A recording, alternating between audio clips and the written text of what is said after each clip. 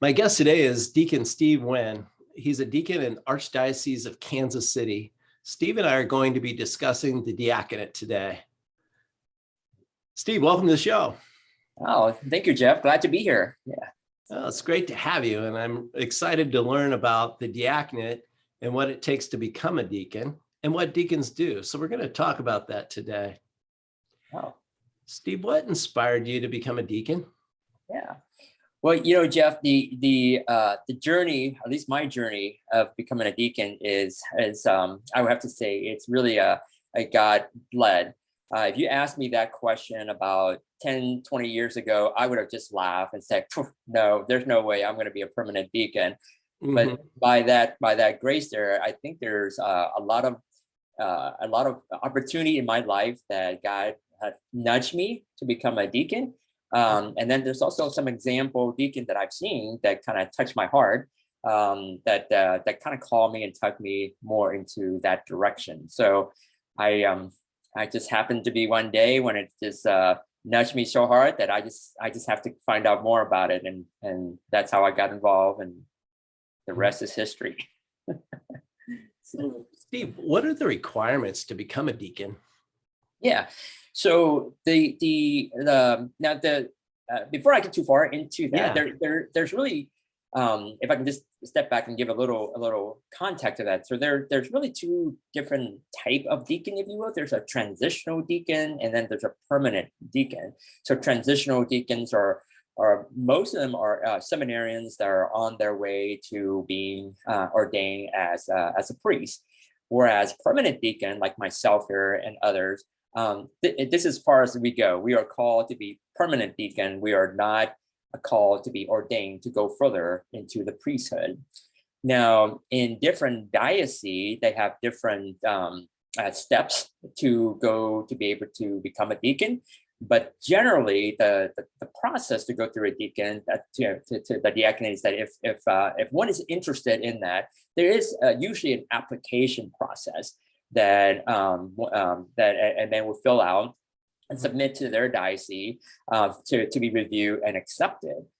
So once he's accepted into the program, there is the first year of really discerning. So the first year is usually called the aspirancy year, where it's really about coming together with other men in their aspirants year to see if this is what God is calling them to do. So they will go through the normal formation. They'll go through the normal reviews and assessment, and then interact and then learn a little bit more in depth about the diaconate and see if this is where God is calling them to do.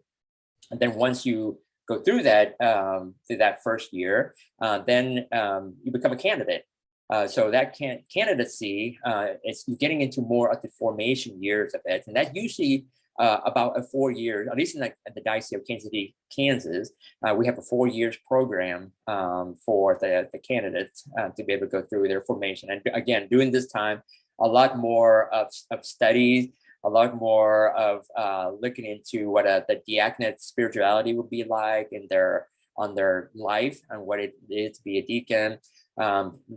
Studying about the pastoral and how does that minister to people, and then of course toward the end of that candidate's year, usually about the 5th year there, or 4 years for the candidate, then there is a consent that had to be done by the spouse. So if you're a married man that are in the diaconate, the wife had to consent before you can take a step further. So once the wife consent to it, it's all up to the bishop. So the bishop would actually call the men to ordination. So that is the final steps for a candidate to be able to be ordained as a deacon there. So, yeah. So you're married, correct? That is correct. I am married. So if your spouse were to die before you, can you remarry as a deacon? Yeah, and that's a great question. And for a permanent deacon, the answer to that would be no, because of the promises and the vow that were taken as a permanent deacon. is that we are permanent. We're permanent. We are considered to be clergy. And so that permanency, basically when your spouse have passed away, that you're not allowed to get married again. Now, you may be able to continue on to the priesthood, but that is actually up to the discretion of the bishop in their local diocese. So if you felt that if that were to happen and you felt you were called to be a priest, you could actually go on and further your studies to become a priest if the bishop in the archdiocese, he approved that. That's correct. That's correct. The formation for priesthood is slightly different at that level as well.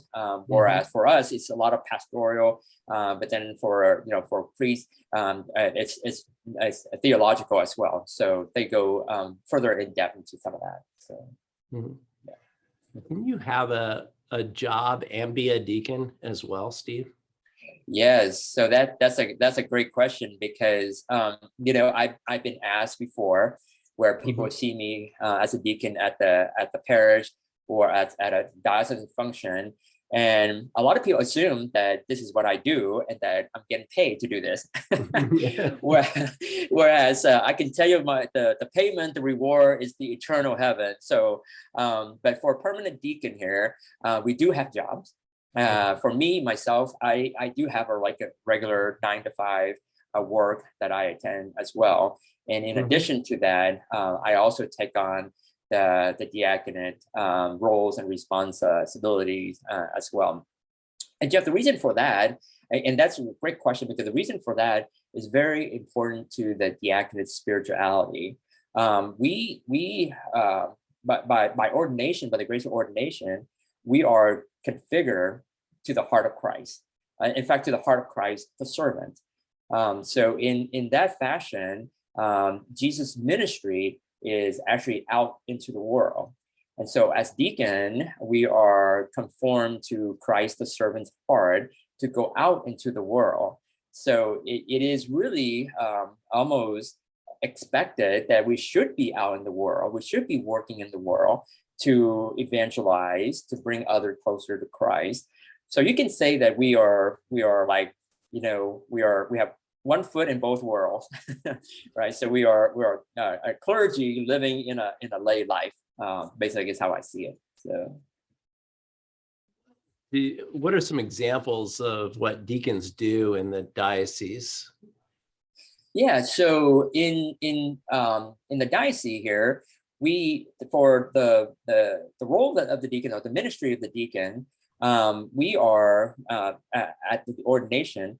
We are ordained to be ministers of the word, so the gospel. So we actually proclaim the gospel at mass, and we preach the gospel. So that could be through Bible study, or that could be through a men's group, and obviously preaching at mass as well.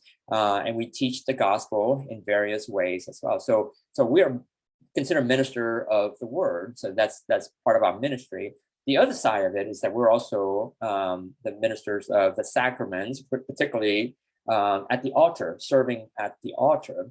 So that part there is that we take the petitions and the prayers and the needs of all the lay people, and we actually carry that to the altar in the chalice part of it. So when we elevate the chalice, we're offering that to Christ as Christ the servant as well. So we serve at the altar alongside with the priest as well. And then the other part of it is that we are also minister of service. So the diaconate or the diaconia, is about service to the church, service to others. But I would say that the primary service vocation is to, first and foremost, our spouse and our family, and then also to the lay people in the diocese, as well as in the parish as well. So we do some of that through things like, some deacons in my cohort work with Catholic Charity. I work marriage prep, marriage enrichment in the diocese as well. Some will go and do prison ministry along, and some will help serve in homeless shelters or food kitchen, and even some have full-time position in things like they will work at the Catholic cemeteries and minister to those who would come to them and as they are bringing their loved ones and burying the loved ones as well. So the service really doesn't end there. It's just whatever we are creative that we can do. So. What sacraments can a deacon perform, Steve? Yeah. So the sacraments that for deacons that we can do is that we can perform baptism. And in fact, that's one of my favorite sacraments to do. We at the parish here, I work with another deacon, and we do baptism every month basically, and I love it. I love just being able to bring another member of into the church. So baptism is definitely one that a deacon can do. The other sacraments that we can do is that we can minister to people in spiritual direction. We can minister to people and praying with them as well. We can also perform marriage blessing. So this will be marriages that does not have mass. So we can actually perform the marriages rites for a engaged couple. I'm trying to think if there's something else. Yeah, I think that's pretty much all that I could think of at the top of my head right now. Favorite thing about being a deacon? Favorite things about being a deacon. There is a lot. I mentioned about baptism. I really enjoy the baptism and being able to hold, particularly, to hold the baby as I baptize them.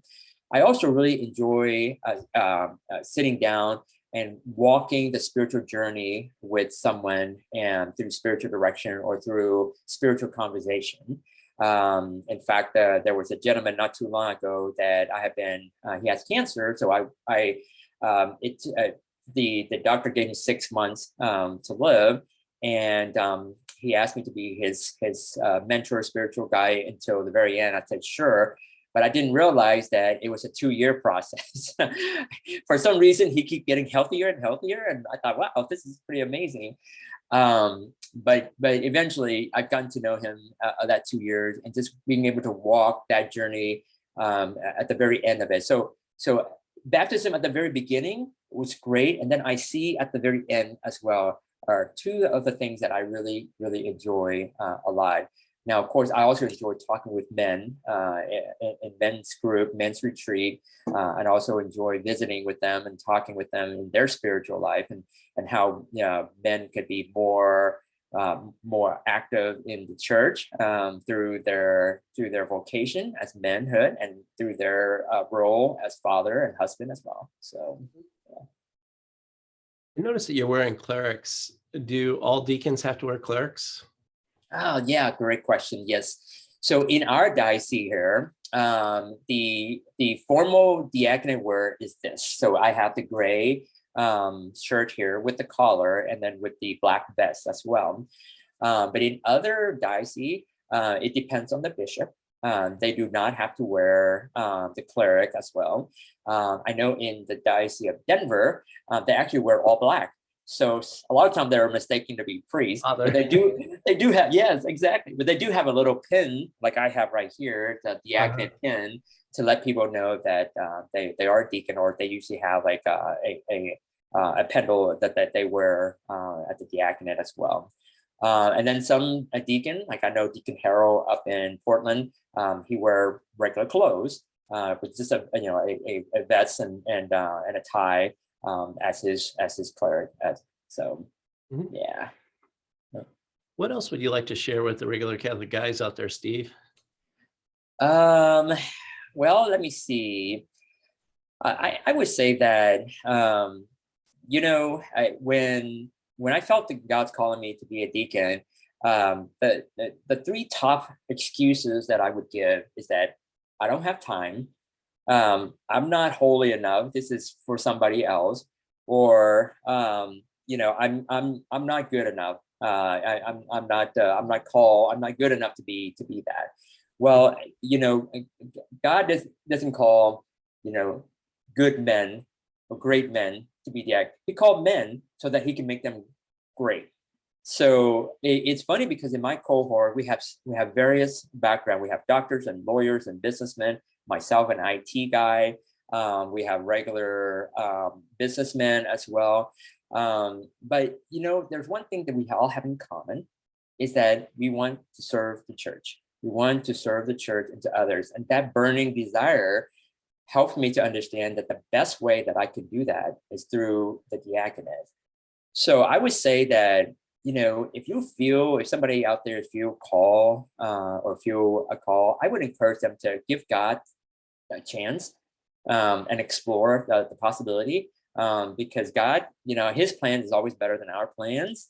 So even if you're not called to be a deacon, the formation that you go through, it's just incredibly valuable. And I would value that time that I have.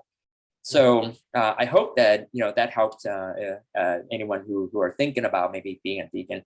And then after ordination, it is beyond my dream. But the things that God has, I'm not saying they're all nice and rosy, but looking back the 5 years here, it's just been quite a ride. It's just been very amazing of what God have done. I feel very blessed. So. Thank you, Steve.